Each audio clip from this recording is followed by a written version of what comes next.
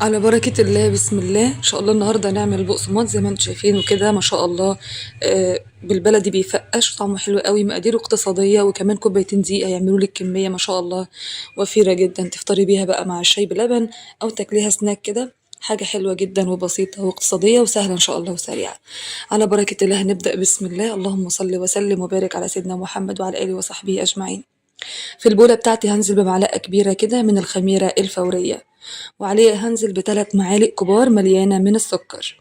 السكر هنا هيديها طعم فيه سكرة كده في البقسماط، هتعجبك جدا إن شاء الله، وهيديها لون حلو كمان. هننزل هنا بكوباية من المية الدافية.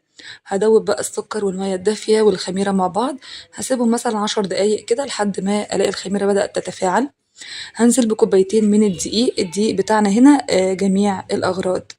هقلب الكلام ده كله مع بعضه، وبعدين هبدأ أضيف هنا معلقة كبيرة مليانة من الشمر على الكمون، معلقة صغيرة من اليانسون، ونص معلقة صغيرة من الملح. وكمان هنضيف حوالي، يعني زي ما انتم شايفين كده، الكمية الحلوة دي من السمسم. السمسم بيخلي البقسماط حكاية، عشان أنا مش هغلفه من بره، فأنا هعمله من جوه زي ما انتم شفتوا كده. وهسيبه ينضرب. ودلوقتي معانا بقى المادة الدهنية، ربع كوباية زيت على ربع كوباية من السمنة. عايزة تخليها نص كوباية زيت على بعضها اللي يريحك، لكن أنا هشتغل بدي على دي. هاخد الزيت وهاخد السمنة وهشتغل بيهم. طب ليه الزيت مع السمنة؟ الزيت هيدي القرمشة، والسمنة هتدي الطعم في طعم كده بيبقى حلو جدا في البقسماط، ما انتش عارفة هو جاي منين، بيبقى جاي من معلقة السمنة دي أو معلقة الزبدة. الحركة دي بتتعمل في المخابز الكبيرة، عشان كده دايما تلاقي البقسماط بتاعهم له نكهة مميزة عن المحلات العادية. عجناها كويس قوي قوي زي ما انتوا شايفين كده. خلاص العجينة بقى معايا طرية وملساء وزي الفل. هاخدها كده على الرخامة وهديها عجنتين تلاتة كمان بالشكل دوت، لحد ما تبقى معايا العجينة ناعمة خالص خالص ولينة. شايفين انا بعجن فيها رايح وجاي. وبعد كده هلفها زي كورة، وهحطها في أي طبق أو أي بولة، وهغطيها وأسيبها لمدة ربع ساعة عشان العجينة ترتاح من الخبط والرزع والهبد اللي حصل فيها ده، تبقى معايا ناعمة وطرية، وأقدر أفردها وأقدر أتحكم فيها في التشكيل. نقول بسم الله. وبعد ما عدى عليها وقت كافي والعجينة ارتاحت الحمد لله، هعملها زي رول كده. هبدأ أقطع منه قطع صغيرة. القطع دي هي اللي انا هبدأ اشكلها زي كريات، وهعمل منها البقسماط. زي ما انتم شايفين كده الموضوع سهل جدا جدا. هلف يعني زي رول كده رفيع. البقسماطه وهي رفيعه بتبقى مفقشه وحلوه قوي قوي. وبرضه احنا نعمل مع بعض البقسماط التخين من نفس العجينه. هكمل كل الكميه بنفس الشكل دوت. طيب انا مش حابه اعمل رول او دراعي تعبني او مستعجله ايا كان، يعني عادي خالص مفيش اي مشكله. هتعملي برضه هتعملي ايه؟ هتفردي العجينة على الرخامة بسمك مثلا 2 سنتي مستطيل كده، وتبدأي تقطعيها بالسكينة شرايح طويلة زي صوابع البسكوت كده، بس على أطول شوية. مفيش أي مشكلة خالص يعني. هكمل كل الكمية بنفس الشكل، بس أنا هنا بعمل الصوابع بقى دي اللي هي التخينة، البقسماط اللي هو بيبقى ما شاء الله محمل ده ومفرغ من جوه. بتبقى الفرق ما بينها وبين الصوابع الرفيعة إنه هي بتبقى تخينة شوية، مش أكتر من كده. بتاخد شوية وقت أكتر من الرفيعة في الخمر أو في الارتياح يعني. الصاج بتاعي طبعا مدهون بالزيت، مدهون كويس جدا جدا.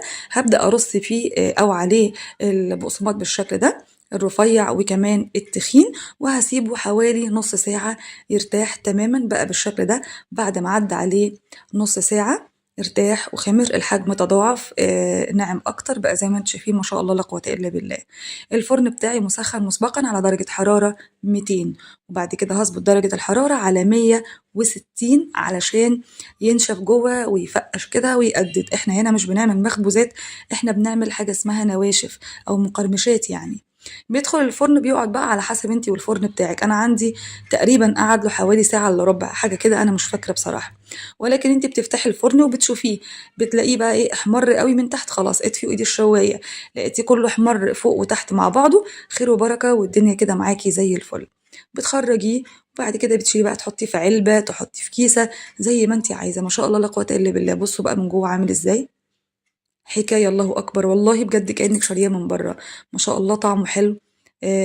في سكاره جميله جايه من السكر اللي احنا حطيناه. رشة الملح كمان بتعمل معادلة لذيذة جدا ما بين السكر وما بين الدقيق كمان في العجينة نفسها. وسنة عن النبي طبعا، وبيزيد الأكل بركة.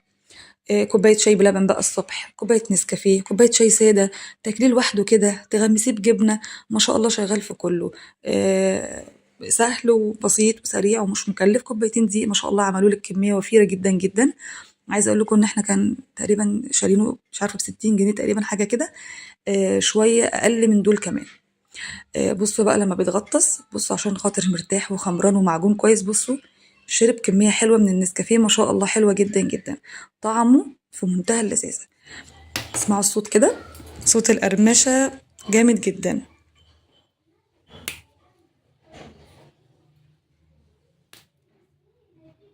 يلا جربوه ان شاء الله يعجبكم قوي. ما تنسوش وقتها تدعوا لنا دعوة حلوة بظهر الغيب ولكم بالمثل. استودعكم الله الذي لا تضيع ودائعه. وما تنسوش ذكر الله، ما تنسيش تقولي دايما توكلتوا على الله قبل ما تشتغلي او قبل ما تعملي اي حاجة. هتلاقي الشغل معاكي بيخلص بسرعة، سهل ويسير، وهتبقي مستمتعة جدا جدا طول ما انتي بتشتغلي وبتذكري الله. هتلاقي كل حاجة معاكي حلوة. ربنا يجعله في ميزان حسناتنا وحسناتكم أجمعين. ربنا يحسن ما بين إيدينا وما بين إيديكم دائما وأبدا إلى يوم الدين. أستودعكم الله الذي لا تضيع ودائعه. ونختم بالصلاة على الحبيب المصطفى. اللهم صل وسلم وبارك على سيدنا محمد وعلى آله وصحبه أجمعين. سبحان الله والحمد لله ولا إله إلا الله والله أكبر ولا حول ولا قوة إلا بالله العلي العظيم. سبحانك اللهم وبحمدك لا إله إلا أنت نستغفرك ونتوب إليك. أسيبكم في رعاية الله وأمنه، وما تنسوش تجربوا وتقولوا لنا رأيكم في التعليقات إيه. والسلام عليكم ورحمة الله وبركاته.